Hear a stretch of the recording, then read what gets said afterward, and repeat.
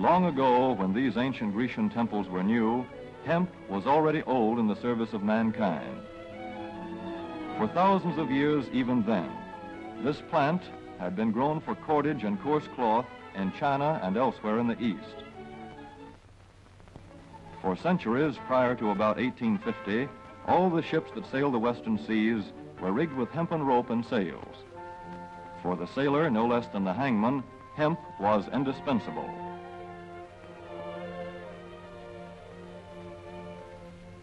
A 44-gun frigate, like our cherished old Ironsides, took over 60 tons of hemp for rigging.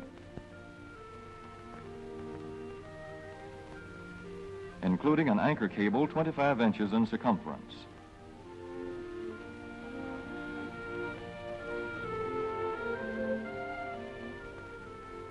The Conestoga wagons and prairie schooners of pioneer days were covered with hempen canvas. Indeed, the very word canvas comes from the Arabic word for hemp. In those days, hemp was an important crop in Kentucky and Missouri. Then came cheaper imported fibers for cordage, like jute, sisal, and manila hemp, and the culture of hemp in America declined. But now, with Philippine and East Indian sources of hemp in the hands of the Japanese, and shipment of jute from India curtailed, American hemp must meet the needs of our Army and Navy as well as of our industries. In 1942, patriotic farmers at the government's request planted 36,000 acres of seed hemp, an increase of several thousand%. The goal for 1943 is 50,000 acres of seed hemp. In Kentucky, much of the seed hemp acreage is on river bottom land such as this, along the Kentucky River Gorge. Some of these fields are inaccessible except by boat. Thus, plans are afoot for a great expansion of the hemp industry as a part of the war program. This film is designed to tell farmers how to handle this ancient crop, now little known outside Kentucky and Wisconsin. This is hemp seed. Be careful how you use it. For to grow hemp legally, you must have a federal registration and tax stamp. This is provided for in your contract. Ask your AAA committeeman or your county agent about it. Don't forget, hemp demands a rich, well-drained soil such as is found here in the bluegrass region of Kentucky or in central Wisconsin.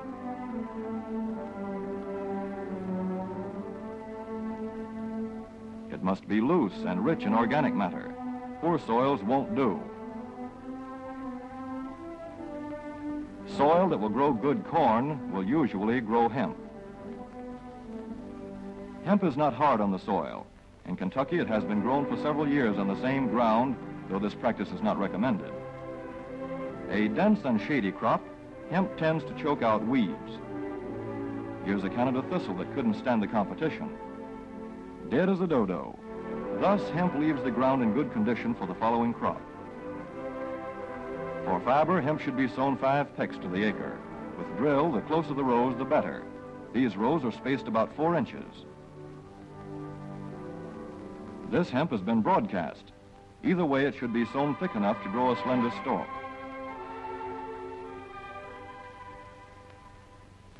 Here's an ideal stand. The right height to be harvested easily, thick enough to grow slender stalks that are easy to cut and process.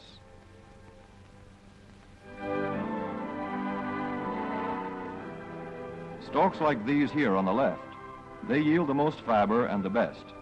Those on the right are too coarse and woody.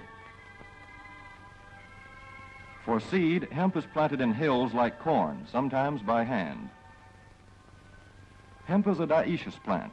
The female flower is inconspicuous, but the male flower is easily spotted.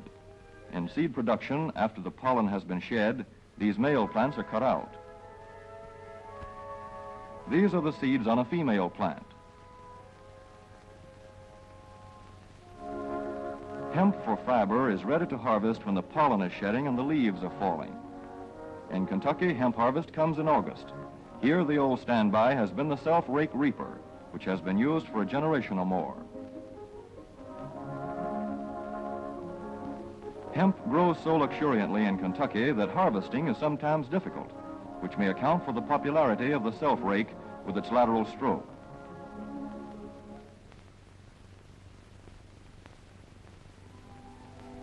A modified rice binder has been used to some extent. This machine works well in average hemp.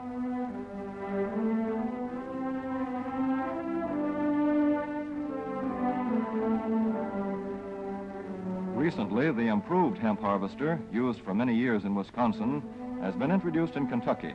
This machine spreads the hemp in a continuous swath. It is a far cry from this fast and efficient modern harvester to the Armstrong model of yore. But here's one kind of harvester, at least, that doesn't stall in the heaviest hemp. In Kentucky, hand cutting is practiced in opening fields for the machines.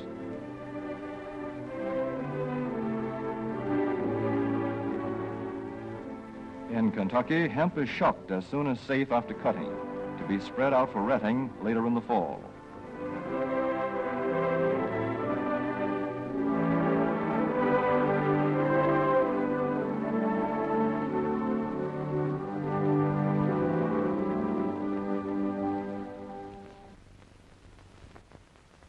In Wisconsin, hemp is harvested in September.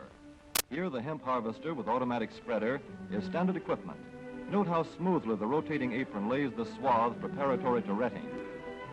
Here it is a common and essential practice to leave headlands around hemp fields. These strips may be planted to other crops, preferably small grain. Thus, the harvester has room to make its first round without preparatory hand cutting. Here the machine is running over corn stubble. When the cutter bar is much shorter than the hemp is tall, overlapping occurs, not so good for retting. The standard cut is 8 to 9 feet.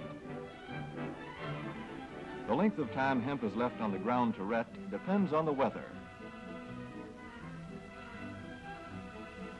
The swaths must be turned to get a uniform ret.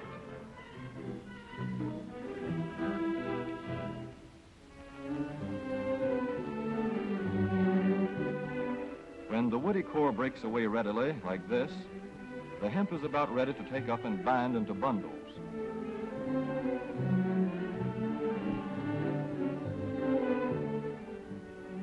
Well-retted hemp is light to dark gray. The fiber tends to pull away from the stalk. The presence of stalks in the bowstring stage indicates that retting is well underway.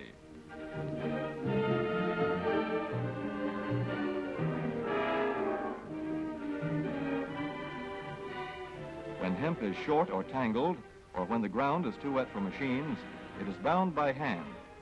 A wooden buck is used. Twine will do for tying, but the hemp itself makes a good band.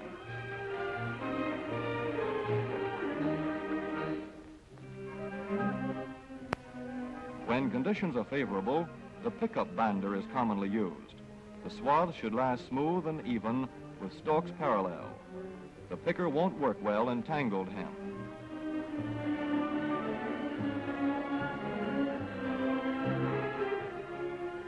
After binding, hemp is shucked as soon as possible to stop further retting. In 1942, 14,000 acres of fiber hemp were harvested in the United States. The goal for 1943 is 300,000 acres. Thus, hemp, Cannabis sativa, the old standby cordage fiber, is staging a strong comeback. This is Kentucky hemp going into the dryer of a mill at Versailles.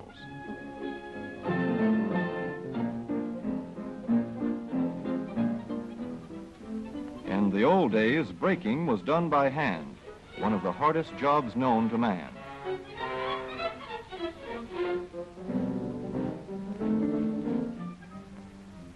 Now the power breaker makes quick work of it.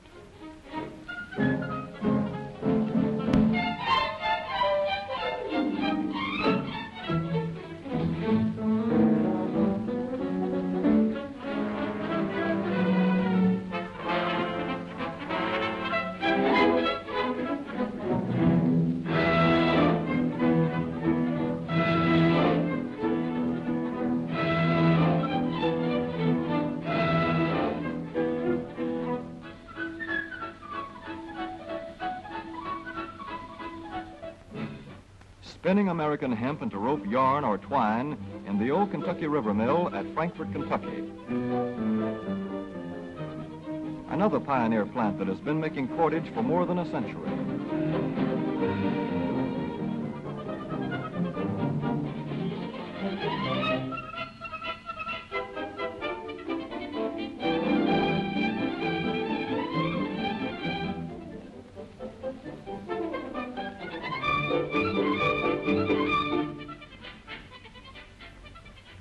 All such plants will presently be turning out products spun from American-grown hemp.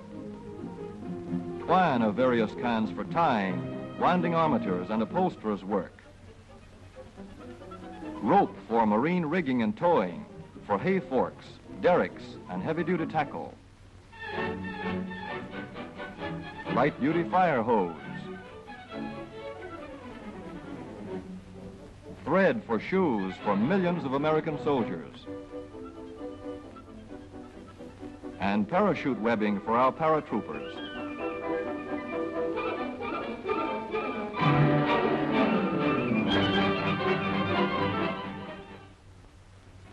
As for the United States Navy, every battleship requires 34,000 feet of rope, and other craft accordingly. So here in the Boston Navy Yard, where cables for frigates were made long ago, crews are now working night and day making cordage for the fleet. In the old days, rope yarn was spun by hand.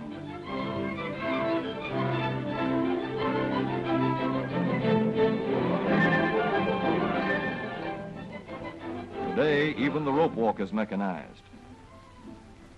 160 fathoms to go.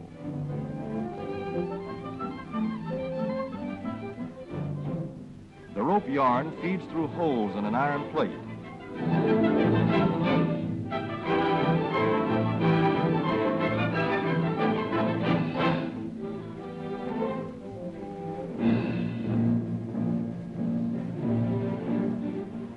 This is Manila hemp from the Navy's rapidly dwindling reserve.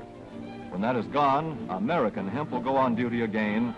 Hemp for mooring ships, hemp for tow lines.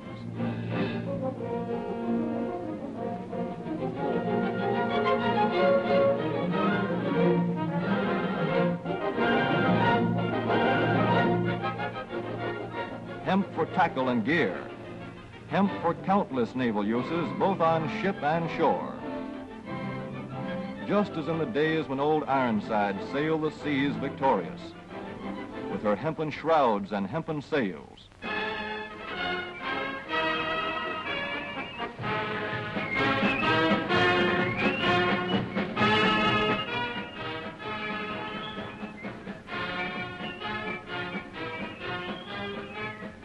Hemp for Victory.